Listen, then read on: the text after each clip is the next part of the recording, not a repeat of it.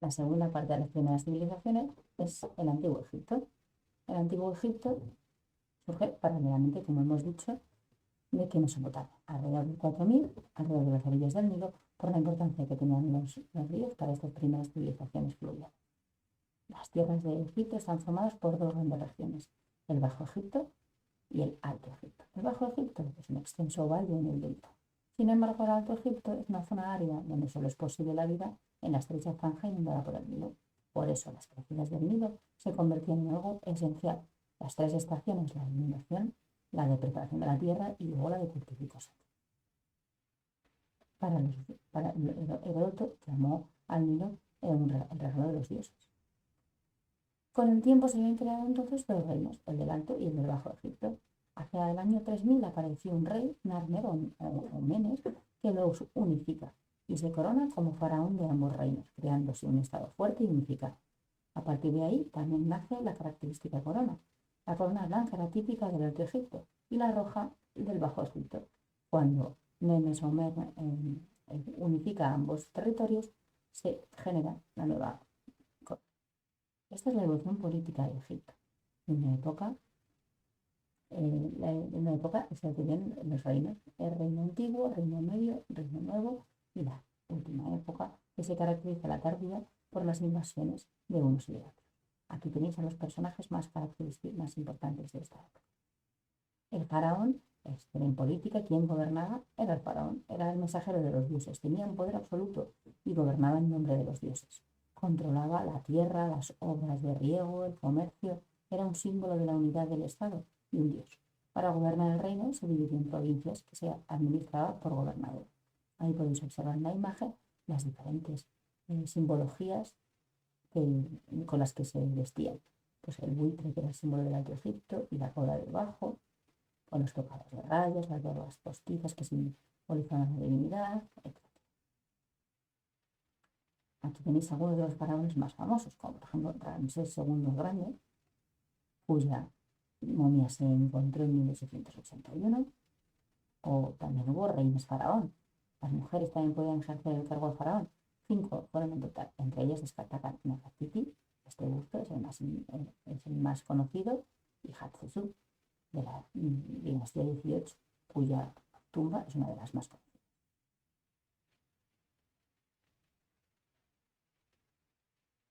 La vida cotidiana giraba en torno al río también, a la agricultura. Gran parte de la sociedad eran campesinos. La pirámide social egipcia se dividía en, igual que la mesopotámica que hemos visto, en la minoría privilegiada y la minoría no privilegiada.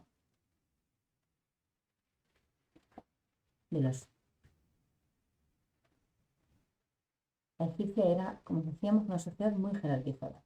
Se dividía en varios grupos sociales.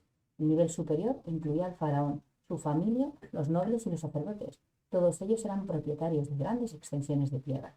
Los nobles desempeñaban los cargos más altos de la administración, como primer ministro, monarcas o gobernadores de las provincias, mayordomos de palacio, generales y oficiales del ejército. Los sacerdotes se encargaban de realizar el culto a los dioses, conservar los templos y administrar sus extensas posesiones. El nivel intermedio lo formaban los comerciantes enriquecidos, los artesanos especializados y los numerosos escribas. Estos, después de recibir educación desde que cumplían 5 años, eran prácticamente los únicos que sabían leer y escribir. Por tanto, desempeñaban diversos trabajos en palacio y en los templos, como redactar documentos o llevar las cuentas. El nivel inferior estaba compuesto por el resto de personas libres. En su mayoría eran campesinos, que cultivaban las tierras del faraón, de los nobles o de los sacerdotes. Junto a ellos se situaron los artesanos, los pequeños comerciantes, los soldados y los sirvientes. Los esclavos eran escasos y en su mayoría extranjeros. Estos eran los más desfavorecidos. Estos eran los escribas. Eran casi los únicos, como decíamos, que sabían leer y escribir. Eran educados desde pequeños y realizaban funciones importantes, como administrar los impuestos o transcribir las órdenes del faraón. La base de la economía egipcia fue la agricultura de regadío, que se practicaba en las márgenes del río Nilo. Los cultivos se sembraban en invierno pasada la época de la inundación y se recolectaban en primavera, en la época seca. Los campos se regaban con una extensa red de canales y acequias. Las tierras eran propiedad del faraón, que cedía una parte a los sacerdotes y a los nobles. Los campesinos debían entregar a cambio de trabajarlas tributos en especie. También se realizaban diferentes trabajos, como colaborar en la construcción de grandes pirámides, los diques y los canales y la conservación de las murallas. Los cultivos principales eran el trigo para hacer el pan, la cebada, por ejemplo, también, el lino, el papiro, etc. Y utilizaban una variedad enorme de herramientas, el arado, la azada, la hoz, etc. Además también tenían ganadería, que tuvo cierta importancia en Egipto. En su trabajo los campesinos ayudaban de animales como vacas y asnos. Además, criaban ovejas y aves de corral y practicaban la pesca en el Nilo.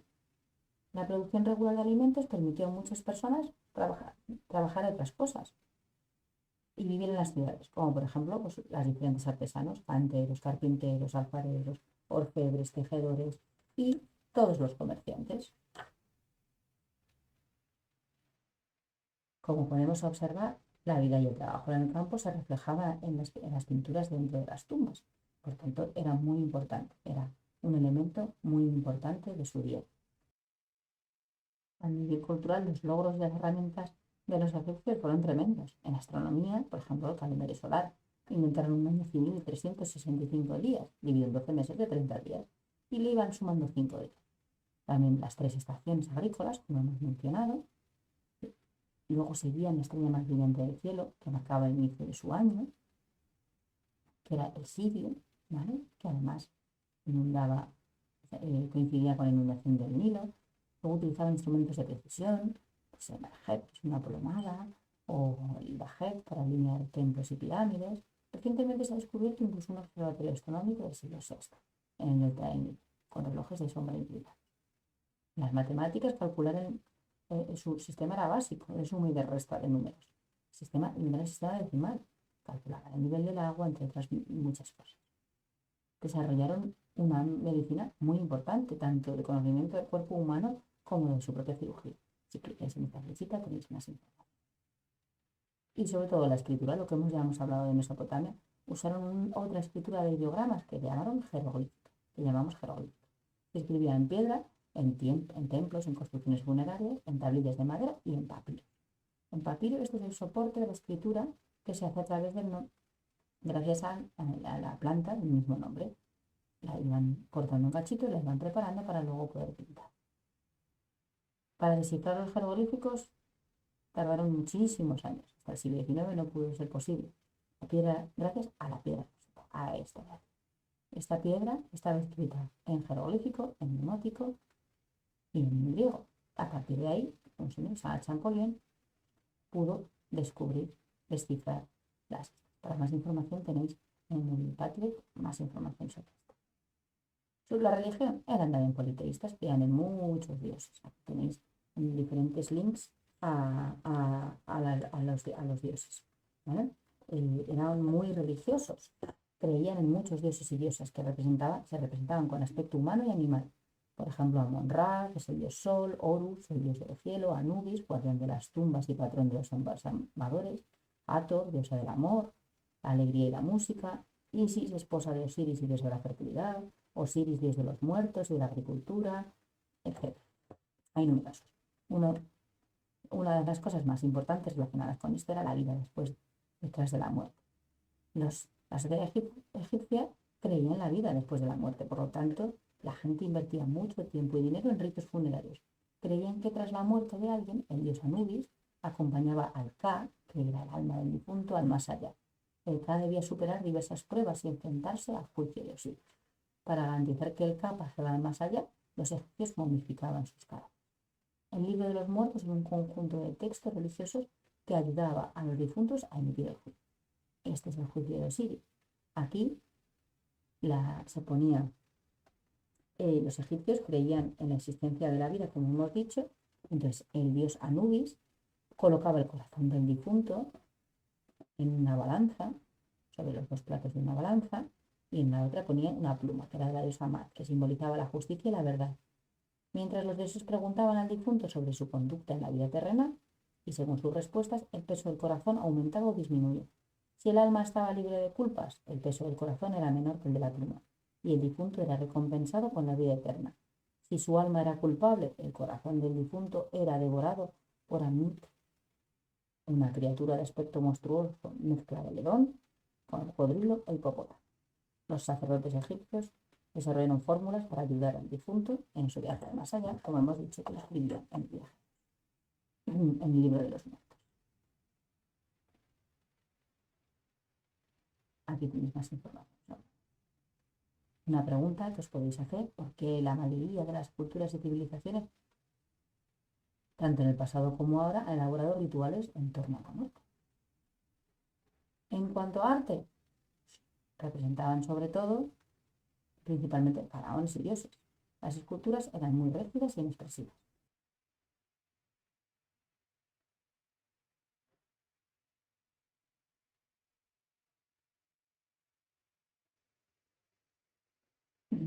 Algunas de las esculturas que tenemos, rígidas e inexpresivas, como hemos dicho, son grandes esculturas monumentales que se hacían en la entrada de los templos y de las tumbas de los reyes, o sea, de los faraones, y luego también, por ejemplo, esfinge.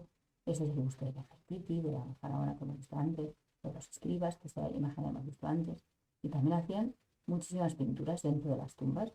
Representaban faraones, dioses e incluían detalles de la vida cotidiana, como hemos visto también antes.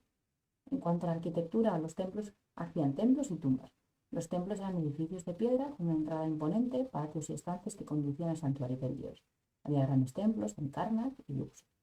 Y luego tumbas hay diferentes tipos. Las más conocidas son las pirámides, pero también hay mastabas, que son pirámides con el techo plano en vez de acabar puntiagudas, y los hipogeos, que están tallados en la roca. Esta es la forma típica de los templos, con los diferentes espacios. La parte más sagrada del santuario estaba al fondo, alejado de la entrada. Estos son los restos que tenemos hoy en día de los grandes santuarios de Luxor y Karnak. Estas son las entradas monumentales. Estas son las mastabas, como podemos observar, es como una especie de pirámide a la que le falta la parte superior, en la cual las tumbas se excavaban debajo de la tierra. Es decir, todo lo demás no tenía nada. Estas son las pirámides de Giza, que son las más famosas, Keops, que fue en Mykerinos, en las que, por ejemplo, la más grande, la de Keops, esa sí tiene diferentes galerías en el interior, pero el enterramiento de Keops estaba también bajo tierra. Entonces, si pincháis en las diferentes, eso te puedes encontrar más información.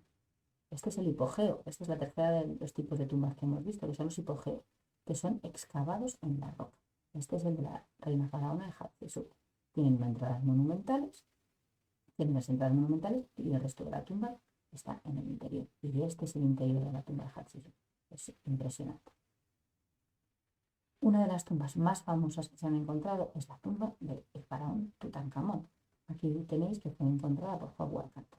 Aquí tenéis un poquito más de información sobre él. Se encontró intacta y por eso es tan importante, porque el resto de las tumbas fueron expoliadas, fueron saqueadas desde la antigüedad y por tanto nos han llegado con muchos problemas.